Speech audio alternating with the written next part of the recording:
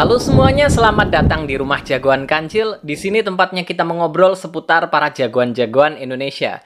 Dan sekarang kita akan kembali membahas tentang Savan dan Rina, duo superhero penjelajah luar angkasa dari komik Savan. Kali ini aku akan membahas tentang komik Savan volume kedua. Untuk review volume pertama, aku udah buat dan linknya ada di atas sini ya, videonya bisa kalian tonton langsung ya. So, seperti yang aku jelaskan di reviewku untuk volume pertama, komik Savan ini dibuat oleh NBC Sukma pada sekitar tahun 80-an. Dan saat itu pertama kali terbit sebagai komik sisipan yang dimuat bersambung di majalah Ananda. Jadi saat itu kalau kalian mau baca komiknya secara full, kalian harus ngumpulin dulu banyak majalah Ananda. Repot banget ya kan? Setelah itu, komik Savan akhirnya dibukukan biar bacanya lebih gampang. Tapi bukunya ini itu udah langka banget sekarang. Susah banget buat didapetin. Ataupun kalau kalian nemu bukunya, itu harganya udah selangit banget, udah susah banget terjangkau. Nah, sekarang di tahun 2022, komik Savan kembali diterbitkan oleh Anjaya Books, sekarang diterbitkan dalam edisi remaster dengan kualitas yang sangat mewah. Ukurannya besar, sekitar 21 x 29 cm, nyaris sebesar majalah. Dicetak dengan hardcover yang cantik berwarna hitam dengan tulisan tinta berwarna emas. Dilengkapi sampul jaket dengan gambar baru, baik di depan maupun di belakangnya. Dan juga bonus pembatas buku yang menampilkan dua gambar tersebut. Aku pribadi suka sama sampul di belakang ini. Gila, Savan sama Rina, keren banget mereka di sini. Oh iya, komik ini dicetak terbatas ya, dan masing-masing buku ada nomornya di belakang. So, komik ini dibuat untuk memanjakan para kolektor sekaligus para pecinta komik Indonesia. Jadi, buat kalian yang minat, kalian bisa cek langsung toko Anjaya Books di Tokopedia. Siapa tahu komik Savan ini masih tersedia di sana. Linknya aku tulis di deskripsi video ini ya. Komik Savan volume 2 ini berisi 152 halaman dan terdiri dari dua judul cerita. Judul pertama, Membentuk Peradaban Baru di Bumi, berisi 70 halaman. Dan judul kedua, Topan Menjelajah Planet Kembaran Bumi, berisi 75 halaman.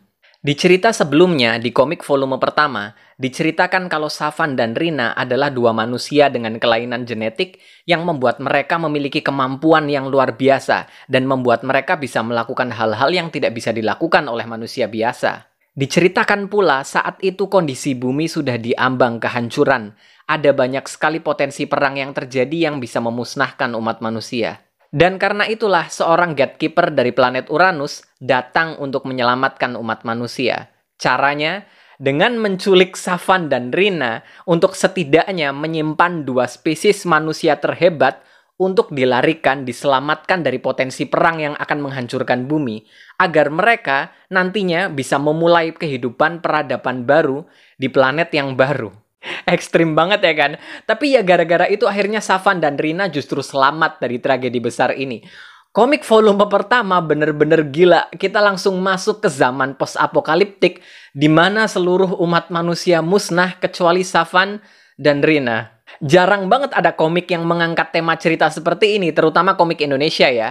Kalau aku pribadi sih, aku baru pertama kali lihat komik Indonesia yang mengangkat seputar cerita seperti ini. Dan ini komik buatan tahun 80-an, udah lama banget. Tema ceritanya ini jarang banget kita temui. Selain itu ceritanya juga nggak bisa ditebak. Tiap baca itu aku kayak, ini mau dibawa kemana lagi nih ceritanya habis ini? Judul pertama, Memulai Peradaban Baru di Bumi. Diceritakan, Savan dan Rina sudah 2 tahun meninggalkan bumi, dan selama itu mereka tinggal bersama gatekeeper yang menyelamatkan mereka.